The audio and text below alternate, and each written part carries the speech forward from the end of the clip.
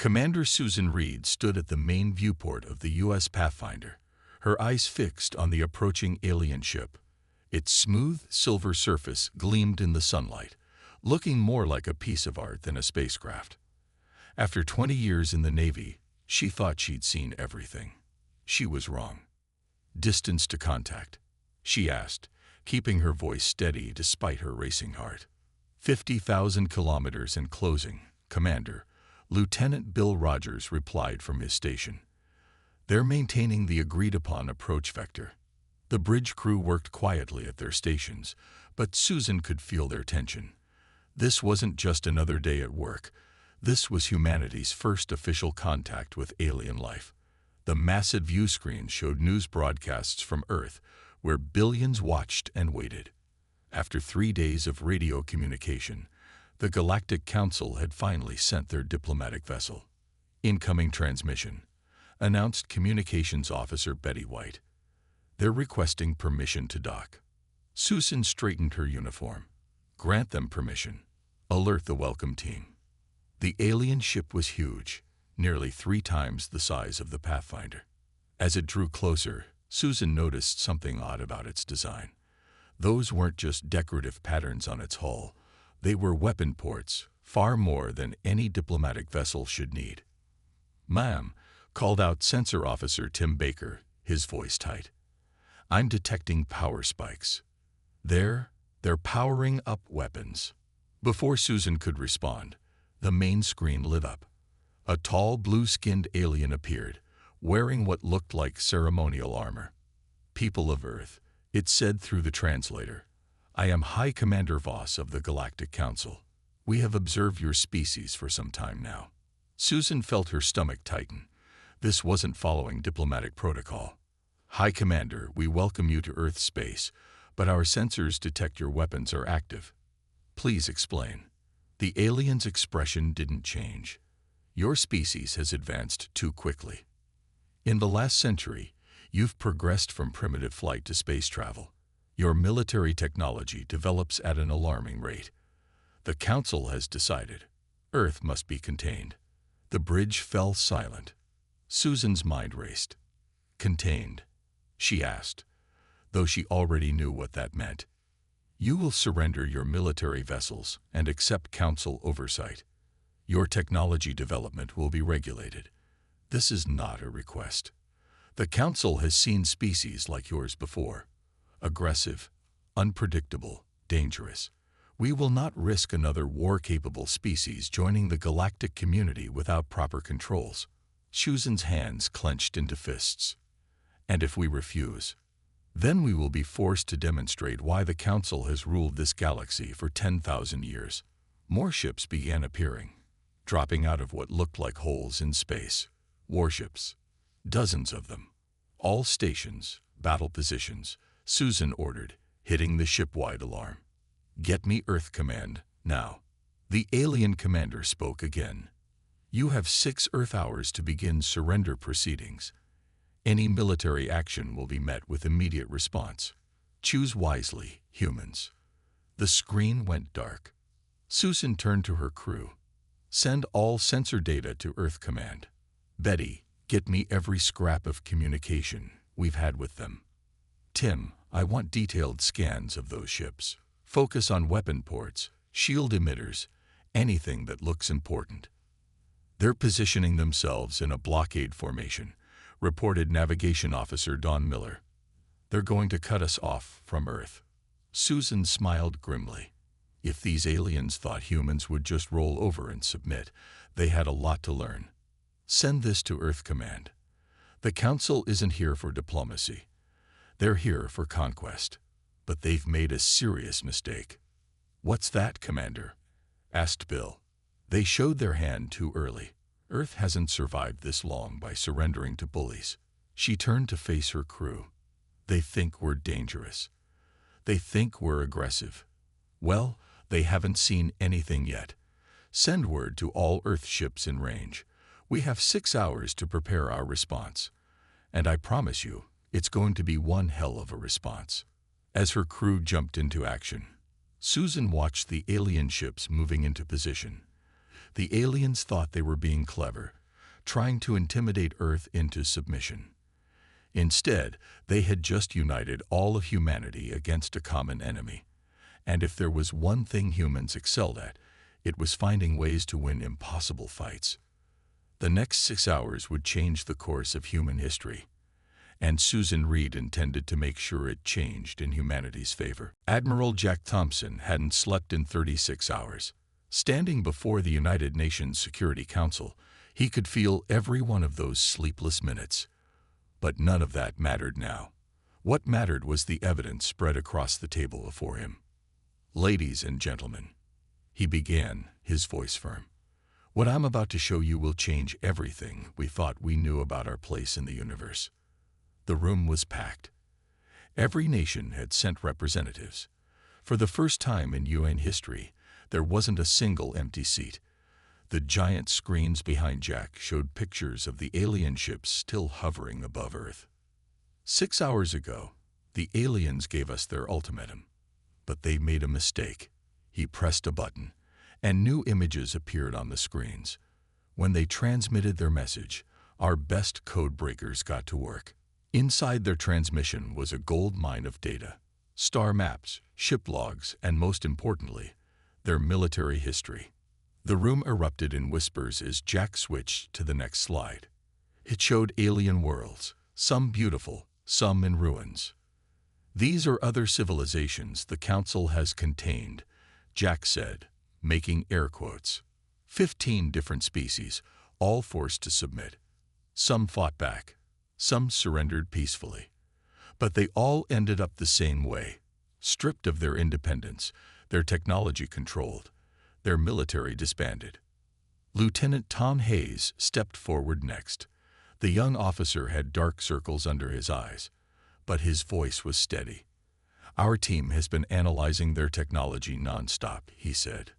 "The good news: their shields have a weakness. They're designed to stop energy weapons and high-speed projectiles. But they never expected anyone to use something as primitive as chemical explosives." More whispers filled the room. Jack could see hope beginning to replace fear in people's eyes. "The Council thinks we're primitive because we still use rockets and bullets," Tom continued. "But that's their weakness. They've become so dependent on their advanced tech that they've forgotten the basics. We've already figured out how to modify our existing weapons to get through their shields." Jack took over again. "We intercepted their communications with their home world. The Council sees Earth as a threat because we advance too quickly. In the time it takes their species to develop one new weapon, we develop 10. They call us aggressive, dangerous, unpredictable." He paused, looking around the room. "They're right."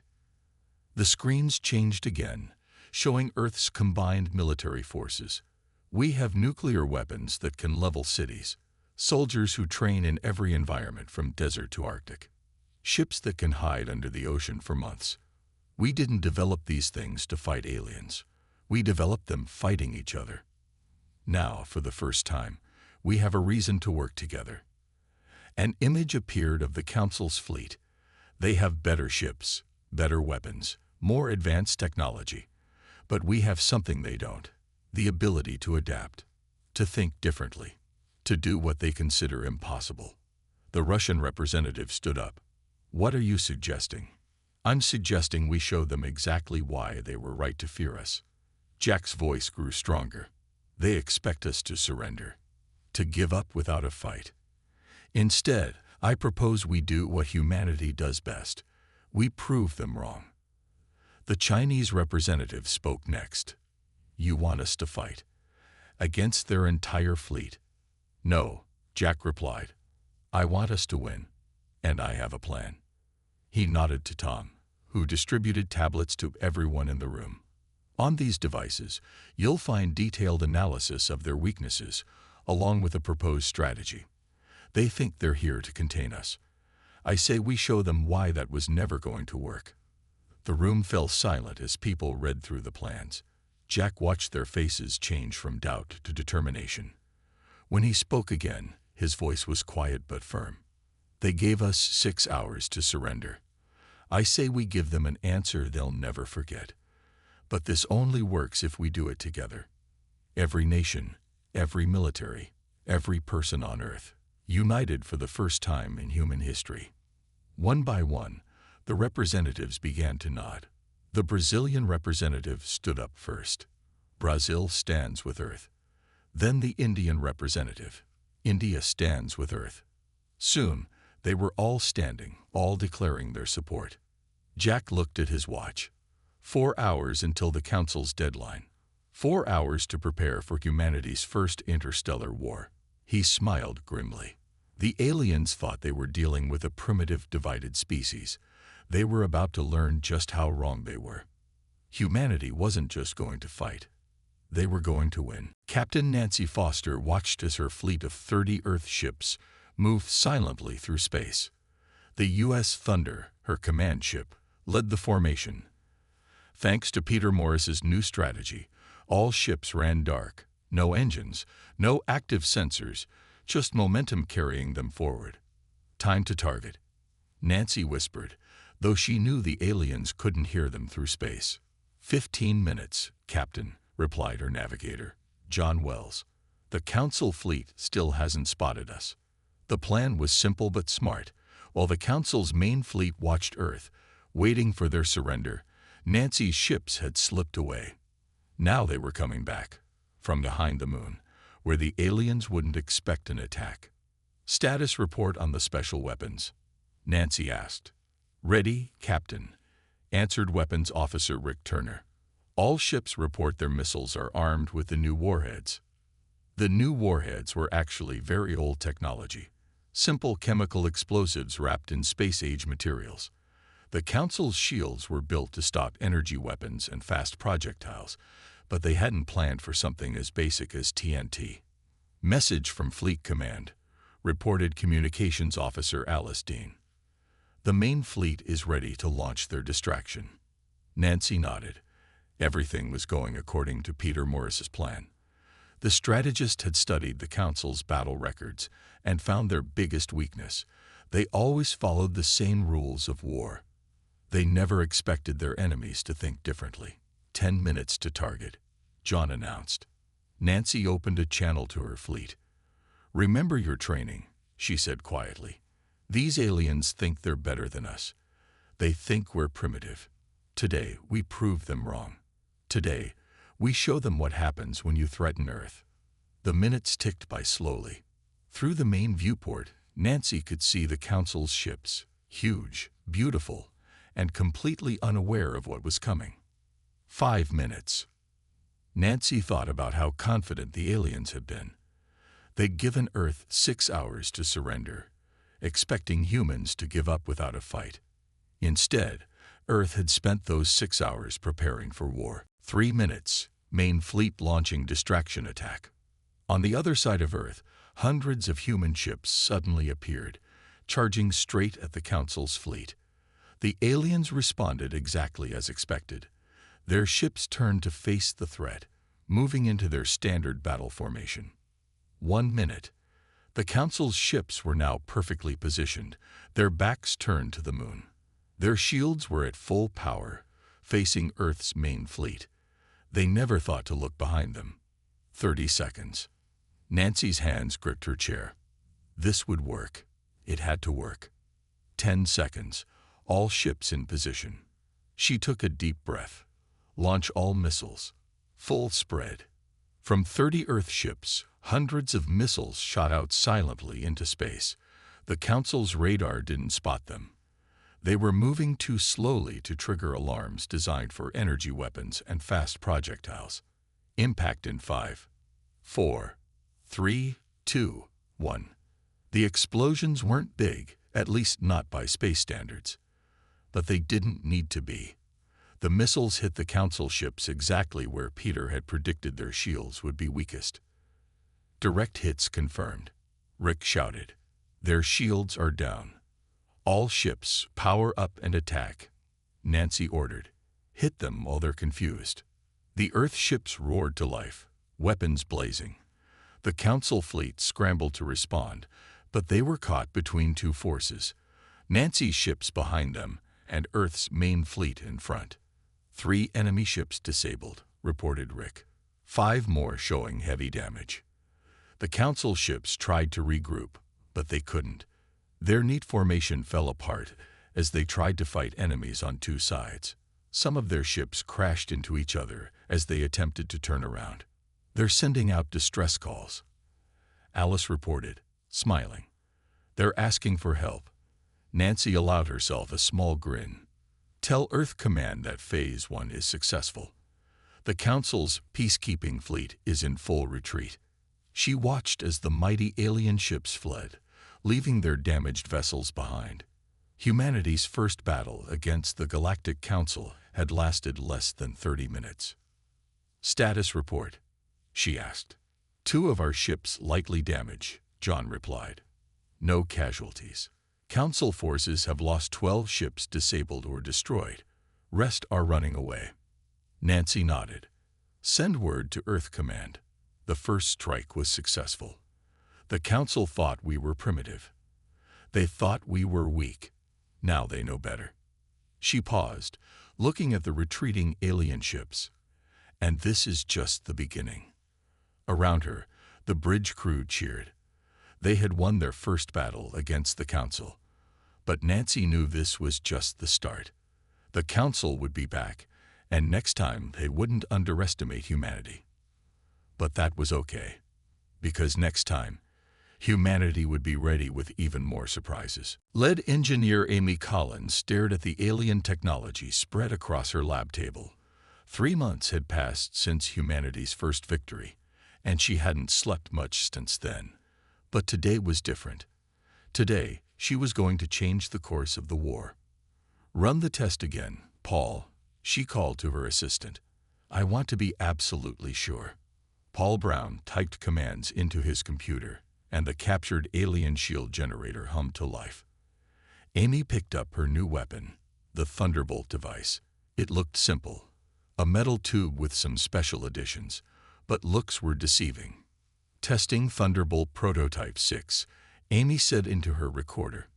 In 3, 2, 1. She pressed the button. A burst of energy hit the alien shield. For a second, nothing happened. Then the shield flickered and died. It worked, Paul shouted, jumping from his chair. The shield is completely down. Amy allowed herself a small smile. After hundreds of failed tests, they had finally done it. The Thunderbolt wasn't just another weapon. It was a shield killer. Get Colonel Robert Kane on the line, she said. Tell him his special delivery is ready. While Paul made the call, Amy looked at the screens showing the war's progress. The Council had come back angry after their first defeat. Their ships now attacked in larger groups, trying to overwhelm Earth's defenses with pure numbers. Colonel Kane's face appeared on the main screen. He looked tired but alert. Please tell me you have good news, Amy. The Thunderbolt works, she said simply. 1 shot can take down their strongest shields. We can start production tomorrow. Kane's face lit up. How many can you make? With the factories running at full speed. 500 per day. They're simple to build. That's the beauty of it. We took their complex shield technology and found a simple way to break it. Just like the missiles, Kane nodded. They keep expecting high-tech solutions, but we keep beating them with basic science. He paused. How long until my ships can have them? First batch will be ready in 24 hours. We're sending you the plans now. Your engineers can start preparing the mounting points. Kane smiled. Perfect timing. The Council is planning something big. Our spies say they're gathering their largest fleet yet. They're slow learners, Amy said. Every time they attack, we find new ways to beat them. You'd think they'd try something different by now. That's their weakness, Kane replied. They've been the strongest for so long, they don't know how to adapt. But that's what humans do best. A warning light flashed on Amy's console. Speaking of adapting, their latest attack just started. Looks like they're hitting our bases on Mars. Kane checked his own screens. Time to show them our latest surprise. My ships are moving to intercept. He looked back at Amy. Get those thunderbolts to us as fast as you can. And Amy, good work. The screen went dark. Amy turned to her team, who had gathered around her table. Okay, people, celebration's over. We got work to do. For the next 20 hours, Amy's team worked nonstop.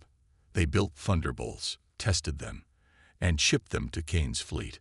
Through their lab windows, they could see the flashes of battle in the night sky above Earth. Finally, the first batch was ready.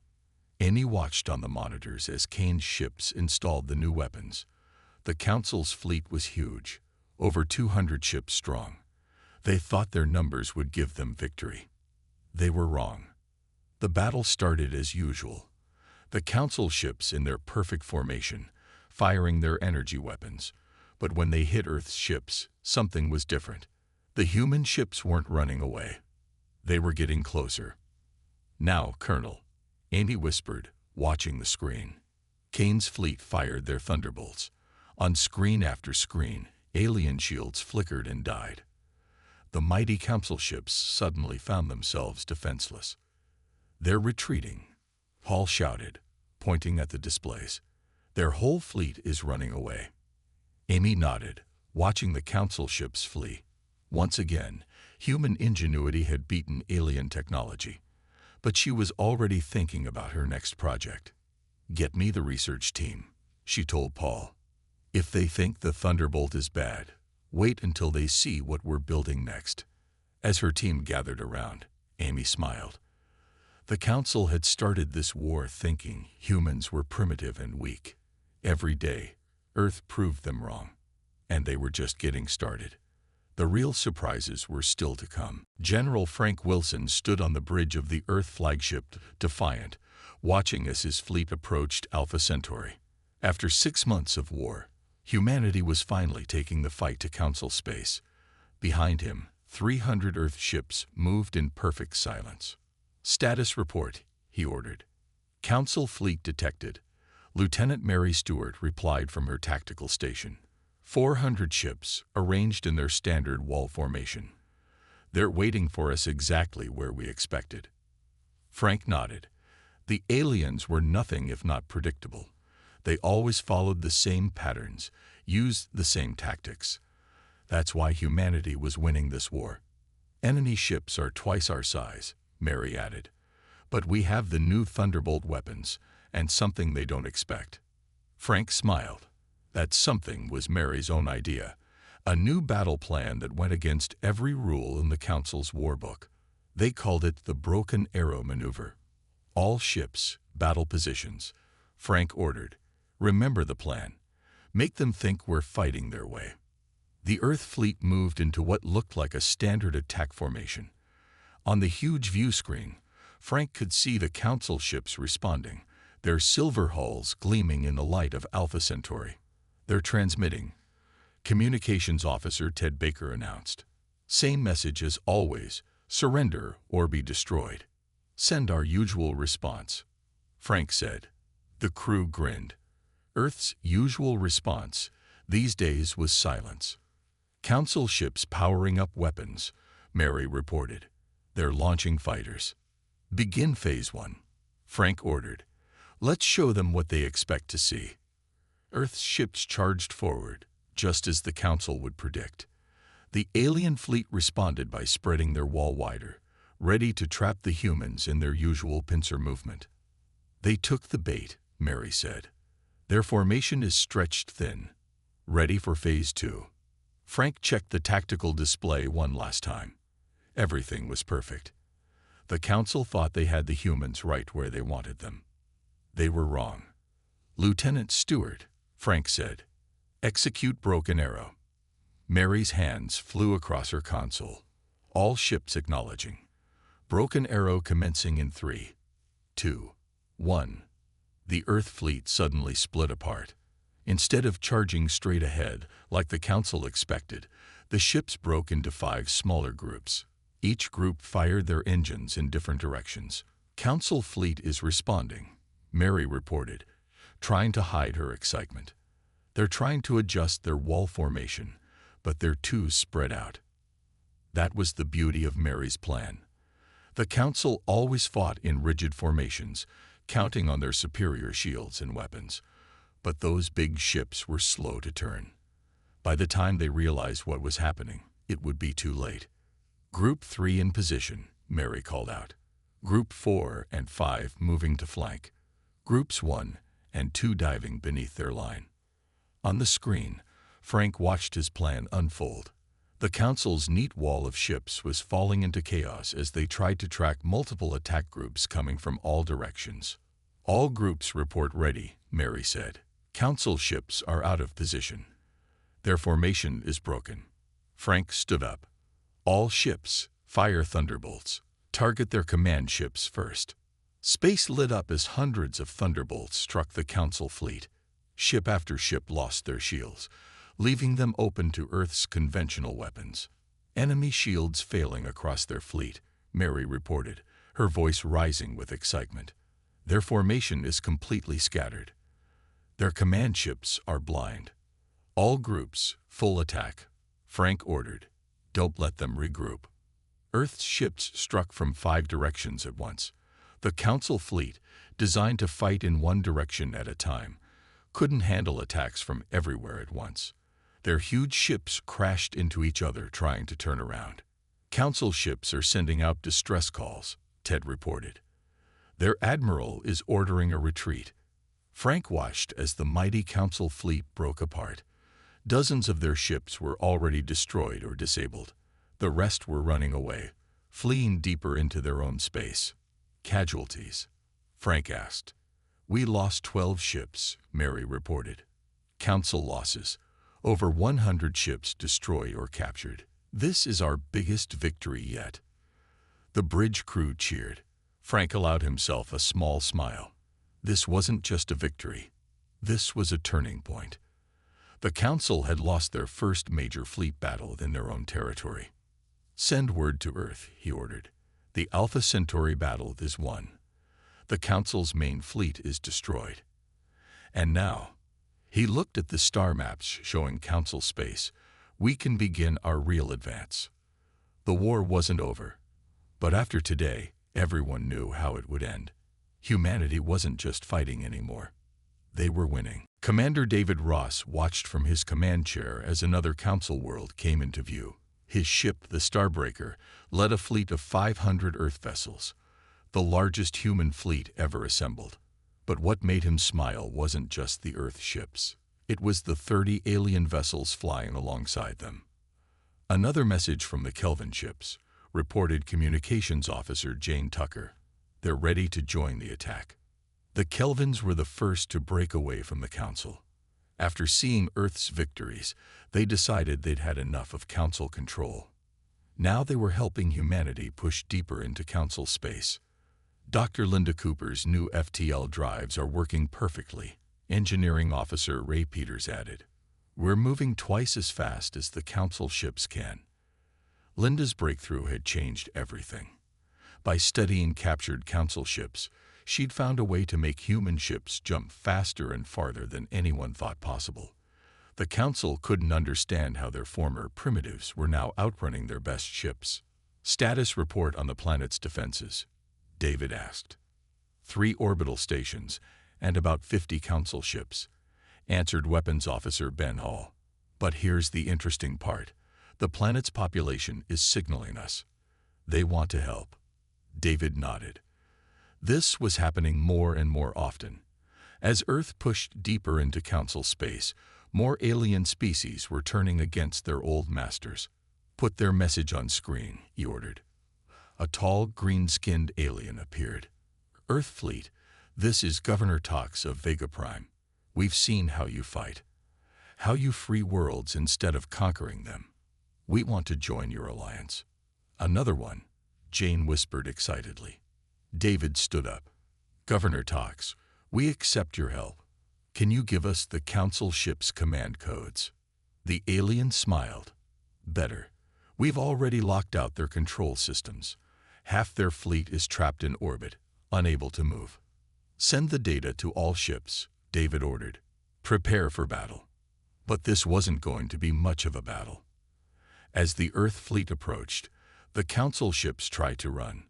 Without support from the planet, their defense fell apart quickly. Council ships surrendering, Ben reported. Their crews are. They're cheering, sir. They're actually cheering. David wasn't surprised. Most Council ship crews were from conquered worlds, forced to fight. Now they were finally free. Message from Earth Command, Jane called out. Dr. Cooper has more good news. The captured Council database showed us the location of their capital world. The bridge crew fell silent. This was what they'd been waiting for. Display the coordinates, David ordered. A new star map appeared, showing a path deep into Council space. Their capital wasn't just a planet. It was a massive space station where the Council leaders lived. How long to reach it with our new drives? David asked. 3 days, Ray answered. The Council ships would take 2 weeks to get there. They won't be able to send reinforcements in time. David opened a channel to his fleet. All ships, prepare for maximum jump. We found their home base. The Council thought they could break us. Instead, we've broken their empire. World after world is joining us. Their own people are turning against them. He paused, looking at the mix of human and alien ships on his screen. This isn't just Earth's victory anymore. This is freedom for every species the Council tried to control. In 3 days, we end this war. The fleet acknowledged, human and alien voices mixing together. David watched as the FTL drives powered up, ready to make the longest jump in human history. Sir, Jane called out suddenly. Message from the Council capital. They're asking for terms. Terms? David asked, surprised. They're offering to surrender, Jane said, her voice filled with disbelief. They say they've seen enough. They know they can't win. The bridge erupted in cheers. After 9 months of war, the mighty Galactic Council was giving up. But David raised his hand for silence. Tell them no terms. We're coming to their capital. They can surrender in person. As the fleet prepared to jump, David thought about how this all started. The Council had threatened Earth, thinking humans would submit like all the others. Instead, humanity had shown the galaxy a new way. Not conquest, not control, but freedom. Alliance instead of submission. All ships ready for jump, he ordered. Let's go show the Council how the galaxy's going to work from now on. The fleet vanished into FTL, heading for their final battle. But David knew it wasn't really a final battle. It was a new beginning. Admiral Betty Wright stood in the Grand Hall of the Council Space Station, surrounded by representatives from 30 different alien species. 1 year ago, this same hall had been where the Council leaders gave orders to their empire. Now it was where they would surrender. Hard to believe we're finally here, said her second-in-command, Joe Adams. A year ago, they told us to submit or die. Now look at them. The Council leaders sat at their high table, looking small without their usual grand robes and armor. Their mighty empire had crumbled in less than a year, broken by the species they had called primitive. All ships report ready, Joe said quietly. Over 2,000 vessels in total, Earth ships, Kelvin ships, and ships from every other world that joined us. The largest fleet ever assembled. Betty nodded. Through the station's huge windows, she could see the combined fleet surrounding the station. Earth ships flew alongside vessels from dozens of freed worlds, all united in a new alliance. Shall we begin? She asked the room. The head council member stood up. His voice shook as he spoke. We are ready to sign the surrender. Betty walked to the center of the room. Before we sign, I want everyone to understand what this means. This isn't just about Earth's victory. This is about freedom for every species in the galaxy. She pressed a button, and a giant hologram appeared above them. It showed the new star map, not an empire anymore, but an alliance of free worlds. The Council's time is over, Betty announced. No more forcing worlds to submit. No more controlling other species' progress. From now on, every world chooses its own path. The alien representatives cheered. Many of them had been council slaves for centuries. Now they were free. But, Betty continued, we're not here for revenge. Earth learned something important during this war. We learned that we're stronger together, not as masters and slaves, but as equals. She turned to the council leaders. Sign the surrender, and your worlds can join the new alliance as equals. Your people will be free too. That's the difference between us. You tried to control the galaxy. We want to help it grow. One by one, the council leaders signed. With each signature, centuries of empire disappeared. Betty watched as the former masters of the galaxy gave up their power. When the last signature was done, Betty pressed another button. Throughout the station, screens lit up showing the ceremony. On every freed world, people watched as the council surrendered. Now, Betty said, we start building something new. The next few hours were a blur of meetings and ceremonies. Representatives from each world signed the new alliance treaty. Earth wasn't put in charge. Every world would have an equal voice. Later, Betty stood at the station's main viewport with Joe, watching ships from different worlds fly together in formation. You know what the funny thing is? Joe said. They really did have a reason to fear us. Oh, Betty raised an eyebrow. Think about it. In 1 year, we didn't just beat their military. We completely changed how the galaxy works. They were right about humanity being dangerous, just not in the way they thought. Betty smiled. They thought we were dangerous because we advance quickly and never give up. But our real strength was something they never understood. What's that? We know how to change, how to adapt, how to work together. She gestured at the fleet outside. Look at those ships. A year ago, half those species were fighting each other. Now they're flying together, learning from each other. That's humanity's gift to the galaxy. A message flashed on her screen. The first reports from the new alliance worlds.